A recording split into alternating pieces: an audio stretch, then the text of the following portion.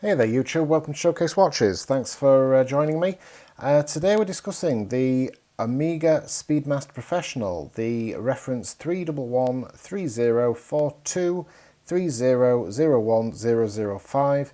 This is the 42mm chronograph, the iconic Omega Speedmaster Professional. Recommended retail price of £4,000 as of the 28th of July 2020.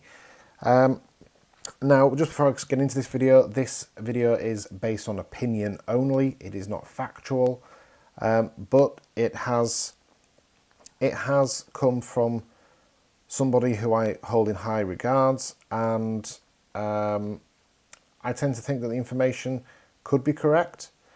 I hope elements of it are correct, and I hope elements of it are not correct. But it is opinion based, so this is not factual. So before anybody gets on the bandwagon of, saying I claim this, I claim that, I'm not claiming anything. I'm just giving you my opinion on what Omega are going to do with the Omega Speedmaster Professional moving forward. And I think this release will happen in 2020. I think we're going to see this release very soon. So just before we get in, let me just do a bit of basics on this watch. If anyone wants to see a review of this watch, I have reviewed it, so check the video out. But this is the Omega Speedmaster Professional 42mm. I've already given you the reference number, but I'll give you it again. 311304230010005. 42mm chronograph, Omega. Between the lugs, it's 20mm. It's the Hesalite crystal, and it's water resistant down to 50 meters, but I would not advise it at all. It's powered by the 1861, and this is the modern Omega Speedmaster that comes in the big box and all the goodies. So really, really cool, iconic timepiece. Now, the reason I'm doing this video is because I just want to share my opinions on what Omega are going to do with this watch, and these opinions I have discussed with, other people, a particular other person who is quite in the know with these sort of things, and they do tend to, when they make predictions, they tend to be pretty accurate. So this is a prediction video, and it is opinion based. So that all being said, what are Omega going to do in 2020 to the Omega Speedmaster Professional? Well, first of all, the obvious one, the movement, the 1861 movement. It's going. It's getting lost. It's getting replaced. It is getting replaced by the 3281. That is the in-house coaxial. It's the chronometer, the 3821, as found in the Omega Speedmaster 50th anniversary. That is going to replace the 1861 movement. So it's the 3821 in place of the 1861. Now, as I've said, that is a master chronometer. It is still hand wound. It's got better power reserve. It's got better accuracy. It is, on paper, the better movement. However, that being said, as we know, the 1861 that's found in this watch is a descendant of its ancestor, the 321. So, for those of you who don't know, the 321, the iconic movement, is they did the Mark 1 and they did the Mark 2. The Mark II 321 being the one that went to the moon, the Mark 1 version being the one that's in the first Omega in space. After the 321, they went to the 861, and then after the 861, they went to this movement in here, which is the 1861.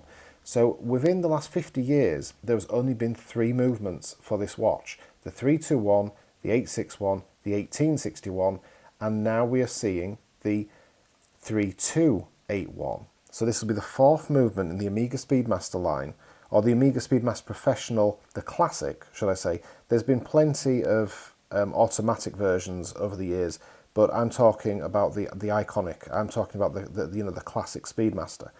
So the change of movement is a definite. That's going to happen. Like I said, prediction, but in my opinion, that's a definite going to happen. What are they going to do to the dial? Absolutely nothing. They're going to leave the dial exactly as it is, and I do not blame them in the slightest. It's the iconic layout, it's the iconic dial, absolutely stunning. What could Omega do to perfect this dial even more? There isn't a lot. It's absolutely perfect. On the bezel, a lot of speculation has been talked about. Are they going to put the dot over 90? I don't think they will. I really hope they will, but I don't think so. I think they'll leave the bezel exactly as it is. I think they'll leave the case dimensions exactly as they are. I think what they will do is on the case back, because they're putting the 3821 movement in, I think we can expect to see a display case back. I don't think we will just see the standard case back as we see here. I think they will put a display. So it's going to be, I think the next one, I think the Omega Speedmaster is going to be a sapphire sandwich. I think they're going to do away with the Hesalite. I think when you look into it, the people that are buying these watches, they're buying the sapphire crystal version because they want to wear it on a daily basis. The Hesalite glass version is more for the purist. And let's face it, you know, if someone's in an authorized dealer's and you sit down with the authorized dealer and the authorized dealer says to you, you know, look, you can get the sapphire sandwich, it doesn't mark, it doesn't scratch, it's, you know, it's really, really resilient to daily wear, or you can go for the Hesalite glass version, which is, like you can see in the light here, is going to scratch up, it's going to patina. Which watch do you think the average, you know, the average Joe on the street is going to go for? He's going to want the watch that's going to look brand new longer. So I think they're going to do away with the Hesalite crystal. You know, while Omega have got this watch in the workshop, and while Omega have got this watch on the table to sort of revamp it, I think they're going to go the whole hog, and I think they're going to do away with the Hesalite crystal. They'll replace it with sapphire. They'll put it in a sapphire sandwich with sapphire on the back, showing off the 3821 master chronometer movement. I think the bracelet's going to disappear. I think they're going to take the bracelet away. I think the bracelet that we're going to see launched on the new Speedmaster is going to be the one, again, found on the 50th anniversary, which is the one going back to the 1960s, it's an absolute stunning bracelet. I've always thought that this bracelet doesn't suit the Omega Speedmaster. I would much prefer the one that is on the 50th anniversary model. Far nicer bracelet, far more comfortable. Check out my other videos, you'll see it. It's just fluid in the fingers and it's so unbelievably comfortable. I think that's what Omega are going to do. I think this bracelet's seen its day. I think there's going to be a new bracelet to replace it, and I don't blame Omega in the slightest. I think this bracelet has definitely had its day, and it's looking a little bit, I think, outdated. I think it's not vintage, but it's not new. It falls in that gap, which sort of makes it a little bit on the undesirable side, whereas go back to the vintage style bracelet, that is super cool. And I think that's what Omega will do. And I'll explain shortly why I think they're going to make these adjustments. In the clasp, what do I think they're going to do here? Well, I think they're going to leave the clasp more or less alone. I think what they will do is I think they'll put some micro adjustment in the clasp. I don't think they'll go onto the vintage clasp like they have done with the 50th anniversary. I think that, you know, they don't want to make it too similar to the 50th anniversary, so I think they'll keep this clasp, but they might upgrade it with a bit of adjustment inside, so that, you know, on a hot day you can adjust the clasp on the fly, and you've just got that bit of. It's been one of the biggest criticisms of the Omega Speedmaster is that in this clasp there is no. I'll just open it up and show you. There's absolutely no adjustment on the fly. Yes, you've got the 2 pinholes, so you can adjust it slightly, but you know that's not much good to you if you're on a hot day in a meeting and you want to adjust your watch. And I think that's what Omega are going to do. And what's the reasoning for this? Well, Omega have got this watch priced at £4,000. Now, £4,000 for a watch of this caliber and iconic status, in my opinion, is underpriced. So Omega are going to want to put the price up on this watch. Now, they can't just simply whack on £1,000 onto the price of this watch without justifying it in some way. So what I think they're going to do is I think the price of this watch is going to go up significantly. I think this one in its current format is going to disappear. So the £4,000 Omega Speedmaster is going to disappear off the market. And I think what they're going to do is give you the sapphire, they're going to give you the new bracelet, they're going to give you an upgrade on the clasp, and they're going to give you a new movement inside. For all that, they're going to upgrade, and I think they're going to up the price maybe a couple of £1,000, £2,500. I think this is going to be a £6,000 watch at minimum. I think you're going to still get the big box, you're going to still get all the goodies inside, but I think they're going to do the upgrades and then up the price accordingly. Bearing in mind the Sapphire Sandwich version is over £5,000, so I think they can easily up their price to, you know, 6,000, maybe even more. You know, they sell the Speedmaster in the other variants very, very easily. So there's no reason why the Icon can't be, you know, up there with the higher prices. I mean, the Omega Speedmaster 50th anniversary, that was, what was that, £7,700? No, sorry, £7,350 watch, I think. That watch, there's no reason why they couldn't get nearly 7,000 for this watch with all those upgrades. What's it going to do to this particular watch? Well, I don't think this particular watch is going to fly up in value. I don't think it's going to make a huge difference to this watch. I think what it will do is it will stabilise the market. So anybody that owns one of these, I think their money is perfectly safe. I think it's you know, well invested. And I think what's going to happen to this particular watch, it'll go up each year, just a little bit at a time. It's not going to, you know, it's not going to be a huge investment. It's going to be something that's going to go up every year in value.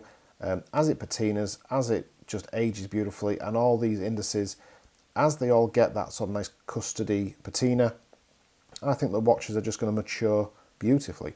And of all the modern watches available, I do believe that the Omega Speedmaster is the one that's going to mature and patina the best. I think it's going to look absolutely stunning. What do I think to these upgrades, which I think Omega are going to do? Well, personally, I think the bracelet, I'm 100% behind. I think the bracelet would be fantastic. I think some micro adjustment in the clasp would be a very good thing. I would personally think that making it a sapphire sandwich would be a mistake. I would love to see them put a .90 bezel on the watch. I don't think they will, but let's see. And the movement inside, moving it onto the 3821, although technically it's a good thing, it's a big upgrade. I like the charm of the 1861. I like the slower beat frequency. I like the way it winds. I've owned the 50th anniversary. I know how the 50th anniversary winds. I know how this one winds, and I prefer the 1861. But that is just from a purist perspective. And the fact that the 1861 is just 2 steps away from the original 321, it's a really appealing. This to me, for £4,000, or if you can get it on the grey market cheaper, or if you can get a good deal at your authorised dealer, you can pick these watches up on the pre-owned market for around about £3,000. This is a fantastic value proposition, and if anybody's looking to purchase an Omega Speedmaster, now is the time, because I genuinely believe that 2020 is going to see some pretty big changes for the Omega Speedmaster Professional. Am I right? Am I wrong? Only time will tell.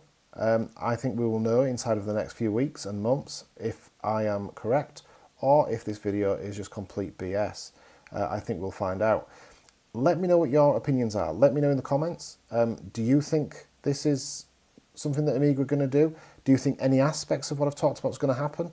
The one thing I'm certain of, the one thing I'm 100% certain of, and I have had confirmation from somebody in the know, is the movement inside is going to be changed. That's the one thing I do know is happening. I'm 99.9% that the 3821 movement is going into this and the 1861 is disappearing.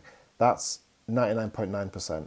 The other bits and bats I've talked about, that's just speculation, that's my opinion. But I think if Omega are going to start fettling around with the movement in this, I think they're not going to stop there.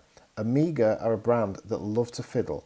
They love to mess around with things, you know, and they love to innovate.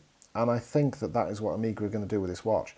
Personally, on this occasion, I'm all for Omega innovating. I love Omega as a brand. On this occasion, I feel they should leave this watch alone. But let me know what you guys think. So please don't forget to like and subscribe to the channel. Check out my other videos. I do the live streams as well, so you know, keep a lookout for those. And yeah, leave me a comment and let me know what you guys think. Is this video any substance, or is it complete BS? Let me know. Take care and thanks for watching Showcase Watches.